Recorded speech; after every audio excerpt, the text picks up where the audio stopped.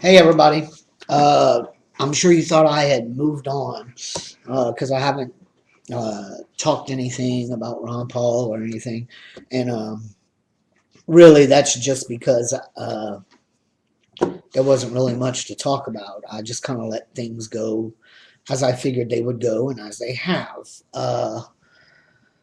Let's see. So the delegate numbers are totally incorrect on every media's news site.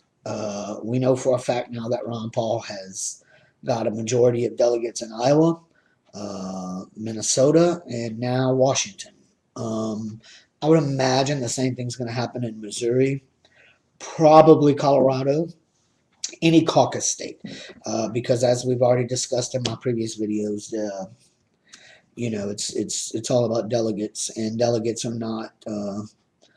I mean, they're basically chosen throughout the process, not on primary day. In caucus states, primary day is really a waste of money. It's just a vote to see who's most popular, but the actual people who stay and become delegates are who make the differences.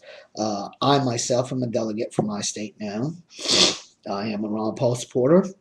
We had a good showing at our senatorial convention. I would also say that at least our personal one, the resolutions passed and such were very liberty minded, and the feeling was not very pro Romney.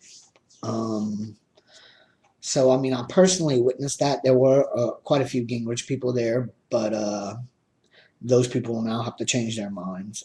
As well, all of the delegates won by previous uh, people in the race. Those are now mostly unbound in most states, so they can vote for whoever. So you cannot,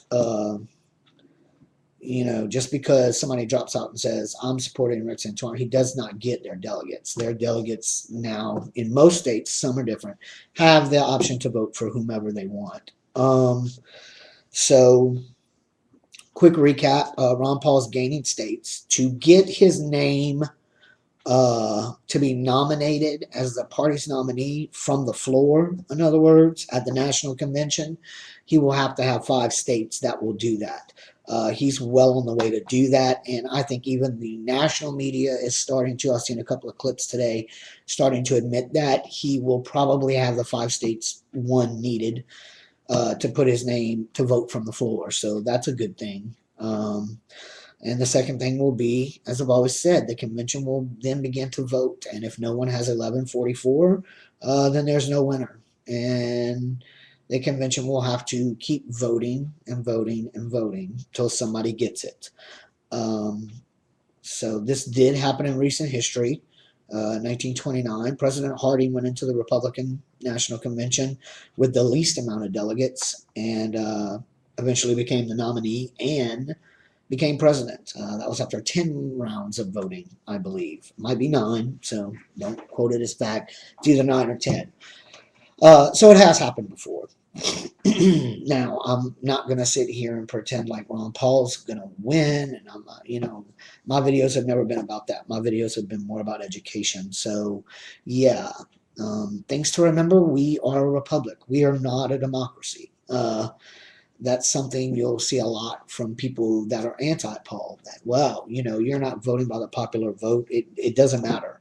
Nothing being done is illegal or against the rules. It's how it works in a republic.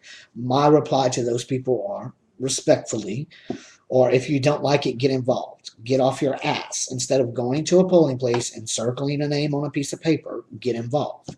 Go to your conventions. I mean, it's literally taken 3 days out of my time since the beginning of this to be a delegate, and it's going to take 3 more from the state convention. So, if you're anti-Paul or if you want different candidates, you've got to be involved because you pulling that lever or circling that name or however your state votes is not what's making the decision. Um, that's important to remember in a primary. In a general, it's a little bit different. We all know that. If not, study the Electoral College. Um, so, everything's being done fairly. The problem is that somebody needs to be nominated besides Romney once we get to Tampa, and I think most Republicans will agree with that. Normal Republicans that aren't the neocons in the party, because Romney will not beat Obama simply for the fact that he doesn't move conservatives. Not that he's got to appeal to Democrats, which I'm sure he does, considering he was a Democrat till 1994, but he just doesn't move his base. And the way American politics are now, we're so evenly divided as a nation into right and left that it really, whoever gets their supporters out to the polls wins. And no offense, conservatives are not happy with Romney, and he will generate the attitude amongst most conservatives that I don't like him. It's not worth it. I have better things to do today, and they're not going to vote for him. And Obama will win, I don't think, not by gaining more votes, but by less Republicans voting. And I think that's how it would happen if he gets nominated. Ron Paul's still very well alive. I'm happy to see news articles coming out in the last couple of days that are actually showing that. Showing that he's winning these state delegations now in these caucus states. So he will definitely be a force at the party. I'm not going to predict he's going to win, but he will be a force that they will have to reckon with as far as to what needs to be done. And who knows, maybe after 15 rounds of voting, he could be the nominee. It is very possible. I mean, theoretically, it's possible Sarah Palin could be the nominee, because after so many rounds of voting, people that aren't even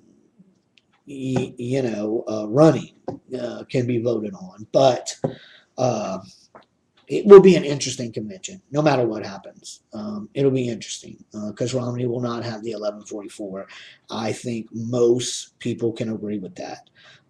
Had Texas and California remained winner take all, he probably would do it. But they're not winner take all states anymore. I'm in Texas, and we are proportional. So Ron Paul will get a set amount of delegates, depending on how he does in the vote. And Romney will not be able to get the total 155. That's not going to happen. He maybe get a lot of them, but Ron Paul is also a congressman from Texas, so I think that'll be a pretty close race, actually, here in Texas, but maybe not. I could just be saying that because I tend to read more Paul articles than Romney, but I do read both of them. But it's his home state, so he will have that advantage automatically. Most candidates do. Rick Santorum did not. That is why he dropped out before Pennsylvania, because he would have miserably lost that state, and that's his home state. But I think Paul will come close to taking Texas. I don't think he will. Romney will still take it, but it's not winner take all. Therefore, Romney's delegates totals go up. So do Paul's, and Romney can't get the 1144. I've read a lot about Alaska in the last couple of days. Their delegates are being assigned, and Ron Paul people there are trying to make a really big showing. I hear that the party leadership is giving them a lot of fight. But it can't be done because we're simply playing by their own rules. They screwed their rules up this year, and it's their own fault. And it's too late to change anything for this election. I'm sure they'll get more stringent next election. But as for this one, Paul supporters, and I can tell you this from being involved in it, they're very, very organized, and they're very well aware of the rules, whereas most of these people in these committees have been there for years, and things just kind of go, and they're not used to knowing the rules. So it's very easy to make change in these caucuses and conventions that we have after the primary voting, or in Texas's case before. We have a really long, drawn out, fucked up mess in our state this year. We're actually selecting delegates before the primary because we had to redraw our congressional map this year, and then Democrats took the Republicans to court and yada yada. So we didn't know. We had to push our convention back. All kind of stuff happened. If you're in Texas, you know about it. If you're not, it's not that interesting. It just pushed everything way back. So we've selected our delegates already, and then the primary is next month. So that's how that goes. Anyway, I just want to let you guys know I'm still alive and well. I'm looking forward to going to the state convention here coming up in June, and I would love to go to national. I'm sure that's not going to happen, considering only 155 people go from a Texas State Convention. Texas State Convention is the largest political convention in the world, actually, much less the U.S. So there are literally thousands upon thousands of people that will be there and delegates that will be there. Usually party leaders, etc., are the ones that get moved up to the national level. But another thing Paul's supporters have been really good at doing is just that. They've put a lot of their people in these leadership positions. All of these, chair people and stuff, a lot of them are very, very strong Paul supporters. They've done really good. They're very organized here in Texas. I'm sure they're very organized in most states. And just pay attention to your media, because the actual media now is having a problem with their story, because they're having to change things. When we very first started doing this, I told you guys the CNN had the best delegate map. Actually, none of them do anymore, because CNN is not updating their delegate map. We know for a fact Ron Paul has a majority of delegates in Iowa, but they're not going to change that. We know, like I said, in other states. So the delegate maps are very, very, very inaccurate. They're going to have to be revamped. Well, it really doesn't matter what the national media does. I'm just telling you guys as voters, you can't depend on that delegate map, because it's simply guesstimating delegates per popular vote, etc., where we know now as a fact, even through mainstream media, that Ron Paul is picking up delegates and winning states now that were awarded to other people prior, where he may not have won the popular vote, but he has definitely won the delegate vote. And that, my friends, is your nomination process, is delegates, not the popular vote. And I know I always put such an emphasis on delegates. I don't want to mislead anybody and have you thinking that, well, then voting in the primary really doesn't matter. Because indeed it does, because delegates are assigned by that popular vote. And they are bound to vote that way. So it is still important that you get out and vote. And in most cases, it just follows that route and it matches the popular vote. In this convention, because of rule changes, etc., it's not going to run that way. So, you have a very rare situation with Paul that he's taking more delegates than popular vote, and that's just how it's working out this time. But it's very important that you send as many Paul delegates onward as you can, because like, let's say if every district in my Senate district, if every precinct and everything votes for Romney, then it doesn't matter that we're Paul supporters and we're delegates. We can speak for Paul. We can get on committees and vote for Paul, but we cannot submit our votes for Paul if our precincts and such haven't done that. So that's very important.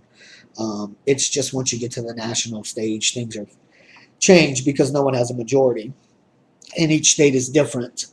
Some you have to go 1 or 2 rounds, some you have to go 3 rounds, but basically you vote as you're sent to vote, and if no one has the 1144, the majority of state delegates are then no longer bound to a candidate and can vote for anybody on the second round. And then the third round, pretty much the rest of the states open up and unbound their delegates, and you can vote for whoever. You're not bound by popular vote anymore. So half the process you are and half you aren't. So it is still very important to vote. I do want to make that clear. I don't really have much else to talk about. Things are unfolding as Ron Paul said they would, as I said they would. I'm glad Gingrich is finally out. He was pretty much the last obstacle. I wish Santorum would have dropped out much sooner. You can watch back my videos. I thought he'd be going quick, and I was wrong in that. He stayed in there a fairly long time and actually gained some momentum. But he's dropped out, so his delegates are now unbounded, and there's a lot of interesting things you're going to see. It will be down to the 2 of them at the convention, because Paul is not going to drop out. Romney has more money than Paul, but Paul has more cash on hand. What that means is his campaign is not in the red at all. He's actually in the positive, and something like 20 million or something of that nature. So he's doing very well donations wise. His donations are still holding steady, and that's a good thing to keep going. He is not going to drop out. He's made that clear. So it will be two men going into the convention. The rest of these states that are left to vote have to make a decision on who that's going to be. That's what's so important about getting Paul's name out, because the media is not going to do it. They will continue to push the presumptive nominee. Now, you'll also hear that it's mathematically impossible for Paul to win at this point. That's true and false. The truth of it is this: it is mathematically impossible for him now to reach the 1,144 delegates. That is mathematically impossible. It is false, however, because Romney's not going to reach that number either. So, mathematically, neither one of these guys can secure the nomination. They both are going to have to fight it out in the convention. Both of them. Now, will Romney win? Probably. He has a stronger delegate pool, but they both still have delegates, and a lot of his delegates may be private, not outspoken Paul supporters who defect once they can vote for somebody else. A lot of things can happen. So the remaining states that have to vote can make a big difference, and I don't think anyone expected that at first. Hopefully here in Texas, hopefully California, who's proportional, will deliver a good number of delegates. And hopefully a lot of these caucus states, Colorado, etc., now that they're actually seating their delegates, they'll flip to Paul's side. So we'll see. It's definitely going to be an exciting convention. I wanted y'all to know I'm still here, and I have done my part and become a delegate. I will try to go to a national convention. Unlikely to happen, but I'll definitely try to go, or at least meet somebody at the convention who's going that I can maybe be a guest. I won't have any voting power, but I'd like to be a guest. So we'll see how that all works out. You guys take it light, and I will talk to y'all again soon.